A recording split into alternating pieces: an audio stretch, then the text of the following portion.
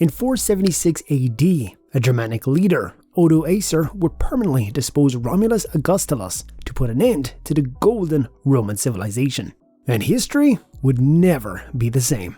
The end of the most progressive and developed European polity would forever change how the world was destined to politicize, make laws, and even design its buildings. Rome wasn't built in a day, and it makes sense why that particular civilization on the European map is everlasting.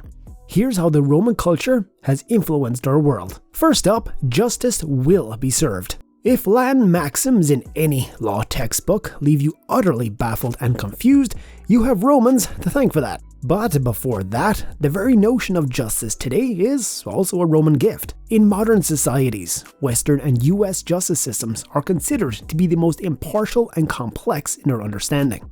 But even the most modern laws aren't exactly modern. They date back to Roman society. What Romans called the Justinian Code serves as the basic structure of human rights in today's world. Believe it or not, freedom to practice religion, or something as humanistic as ending slavery, is directly inspired by Rome's civil law. Back in the day, Romans developed the public court of law and kicked off the preliminary hearings to even decide if proceeding with a case is worth a magistrate's time. Ring a bell? In US law, preliminary hearings are still a thing. And that's not all. For the most part, even the constitutional laws are a Roman legacy, from the three-tier separation of powers to conducting routine elections. Your quintessential democracy is an everyday throwback Thursday to Rome. And of course, the classic, Rex non potest picere, or the king can do no wrong, is a Roman classic too. Now, how this principle gave a free pass to monarchs to do literally whatever they wanted is a story for another time.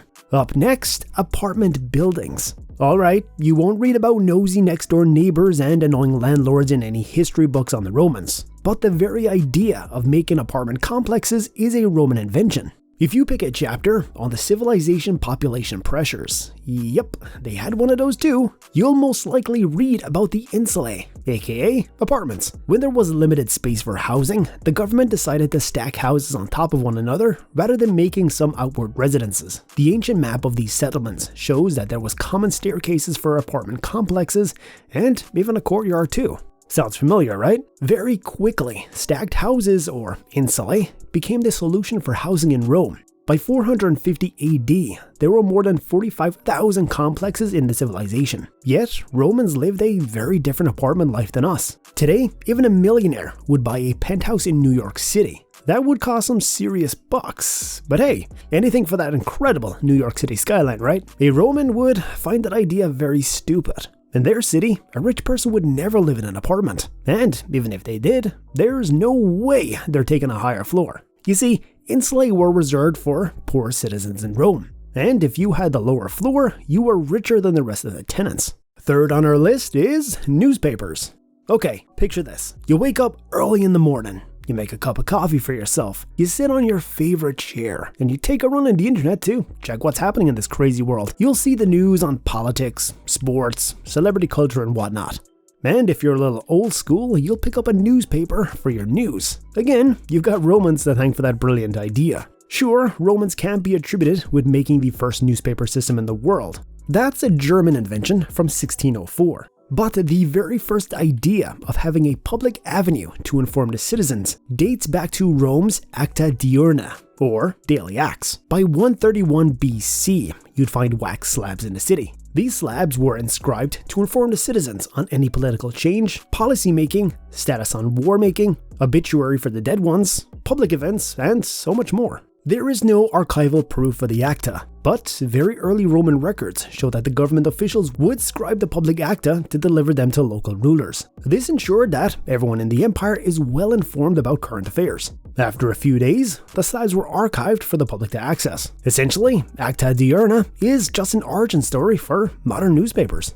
Up next is classic literature. In 8 CE, or AD, Publius Ovidius Naso is writing his mythical magnum opus, Metamorphoses. Ovid would start his narration of history from the myth of creation and would end the book on the apophysis of Julius Caesar. Sure, there's a huge chance that you haven't come across Metamorphoses in your local library. Well, perhaps that's because the book is all written in Latin, and well, it's kind of a dead language.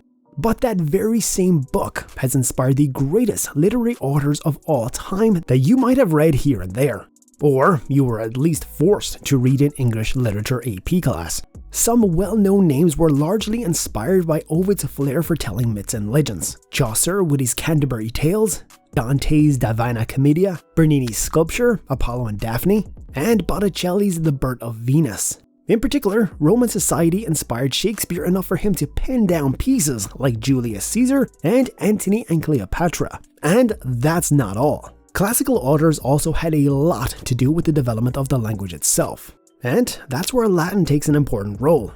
Largely speaking, other than English, languages like French, Spanish, Italian, Portuguese, Romanian, and Catalan were also inspired by Latin and its smooth tone. Yup, Latin single-handedly inspired the entire set of what we call the Romance languages. It's not always easy to learn or pronounce them for a foreigner, but hey, those sweet nothings sound so good.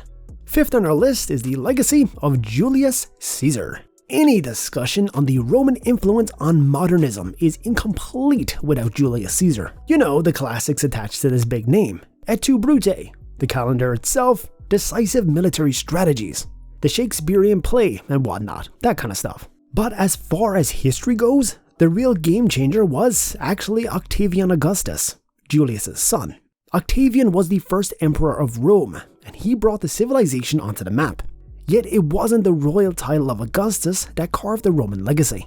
It was, in fact, the name Caesar who inspired a series of royal titles for monarchs all over the world. You'd be very surprised to know that Rome wasn't too keen on royalties and special formalities. Sure, it wasn't a monarch to begin with, but there was no concept of sirs or your royal highness altogether. So if you had met Julius Caesar in a street randomly, you could have greeted him with a simple "Hey Julius" and moved on with your day. But the rest of the world took Caesar's status as a politician and military strategist quite seriously. Perhaps this is why the most renowned royal titles such as Kaiser and Tsar are derivatives of the word Caesar. The Proto-Germanic tribes were habitual of calling Roman emperors by the common title of Caesar. Plus, the localized word for the Roman honor can literally be translated to the word Kaiser in German and Turkish. Similarly, the Czech contingent in the Roman Empire also used to call their monarch Caesar.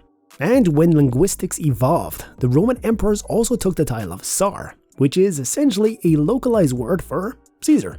It goes without saying, Julius Caesar and Tsars are two very different political entities. But even then, you can see the vast influence of Roman society on every aspect of life. And last but surely not least, sports fan culture. If your favorite sports team has gotten you into ugly spats with rivals and spending an insane amount of money on merchandise, it's probably not your fault. Here's the thing, Romans have inspired the sports culture beyond giving us some incredible designs for the stadiums. Back in the day, Romans treated their sportsmen and athletes like proper celebrities. Game day in the city would be full of colors, flags, fan rivalries, and even sports betting. Every sportsman had his own branding and fan base. And yep, those fights in Circus Maximus were ugly.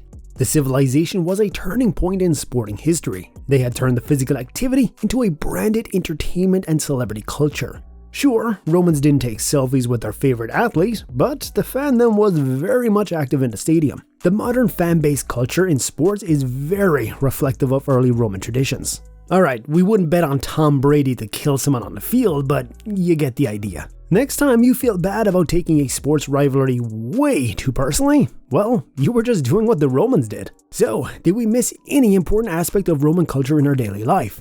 Let us know in the comment section below. And if you like this video, we really appreciate it if you give it a big thumbs up and subscribe to our channel for more awesome content just like this. Until the next video, take care.